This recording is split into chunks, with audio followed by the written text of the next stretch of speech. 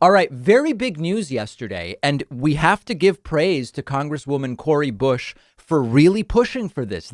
I would call this a progressive victory of sorts, even though it may be struck down by the Supreme Court relatively quickly. The CDC has extended the eviction moratorium. We talked about this last week. We talked about this a bunch of times because it's a really important issue. The CDC has issued a new eviction ban based on the pandemic, effective through October 3rd. The former moratorium expired last month, as we covered. There were 11 million Americans behind on rent as the Delta variant surges. This will be targeted at areas of the country experiencing high levels of infection from coronavirus. It will last 60 days until October 3rd, and the protection could cover around 90% of renters. Now, this may be struck down. And I think that, I'm giving you both sides of it. This is really a progressive victory, and Cori Bush deserves a lot of credit. She was instrumental in pushing this to happen.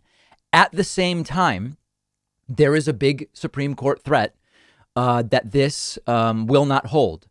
There's a Politico article which calls it a potential clash with the Supreme Court. And what's at issue here is whether the CDC really has the authority to do this. And it may well, the answer that the Supreme Court comes up with may be no. Joe Biden yesterday said he went to constitutional scholars to find out about the CDC's legal authority and what they do that is most likely to pass muster constitutionally. And Biden said the bulk of the scholarship suggested this would not pass muster in the courts, but there were some scholars that said it could. This targeted moratorium comes after the White House insisted for days that the CDC doesn't have the authority to act and that Congress must pass an extension. The House has left for a multi-week recess after failing to pass an extension, with Pelosi and other top Democrats furious at the White House for putting this at their feet. So bottom line, this may not hold. It appears as though the opinion of the Supreme Court is that the CDC cannot do an eviction moratorium, that it must come from Congress, and Congress is out of session. Let's hope that's not the way it goes down, but I think we have to be prepared for the reality that it may. Of course, this is an absolutely crucial thing to do. There are people who, even in normal, non-pandemic situations, can't afford an unexpected $400 expense. Something like half the country can't. So if you have 2, 3, 4, 5, even more months of rent stacking up, and all of a sudden the protection against getting evicted goes away, you are at real risk of getting evicted. Now, just one other thing.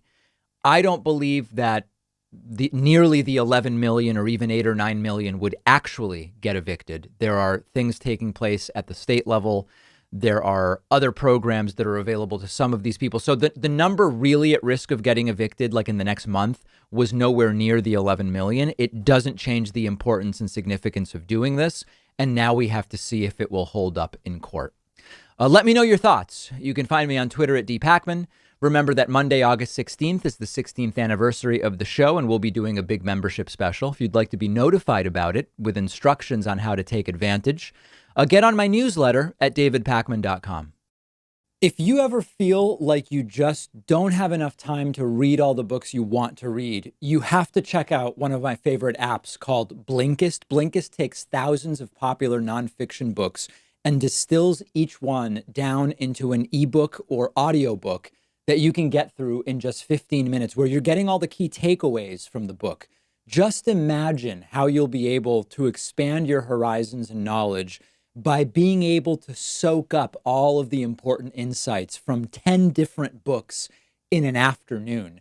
Obviously, it's perfect for exposing yourself to a new book you otherwise wouldn't have time for, or you can use it to revisit a book you've already read, or use it to preview a book before you buy the full version and read it. I recently read A Brief History of Time, of course, by the great Stephen Hawking. This is a book that I have been aware of for so long, and other things got in the way, and it was fantastic to check it out on Blinkist. Blinkist has books on politics, philosophy, science. They have 27 different nonfiction categories, and a subscription is only about $8 a month, and you get the entire library. But you can try it totally free and get 25% off a subscription when you go to Blinkist.com/Pacman.